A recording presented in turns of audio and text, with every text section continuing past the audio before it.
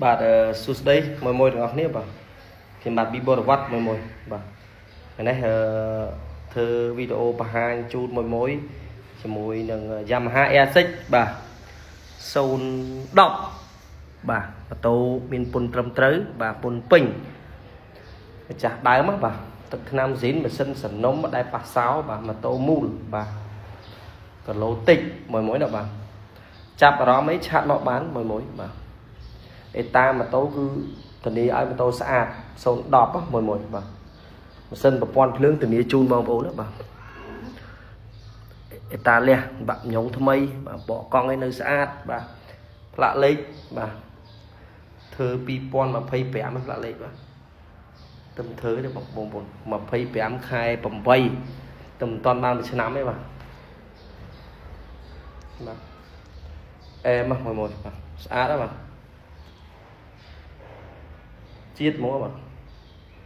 លើធ្វើការបញ្ឆេះឲ្យមួយស្ដាប់សលេងទៅបាទ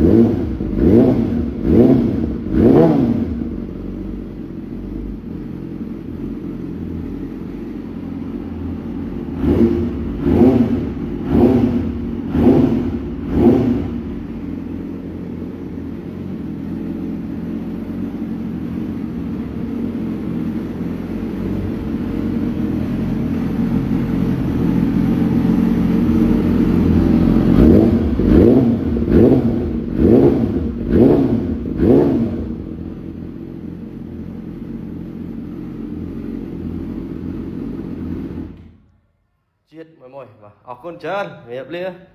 បាទសម្រាប់ការតាមដានទស្សនាបាទវីដេអូរបស់ខ្ញុំបាទម៉ូតូស្អាតធានាឲ្យបងប្អូនណាបាទខ្សែក្រាស់មួយបាទអរគុណច្រើនបាទជំរាបលាបាទ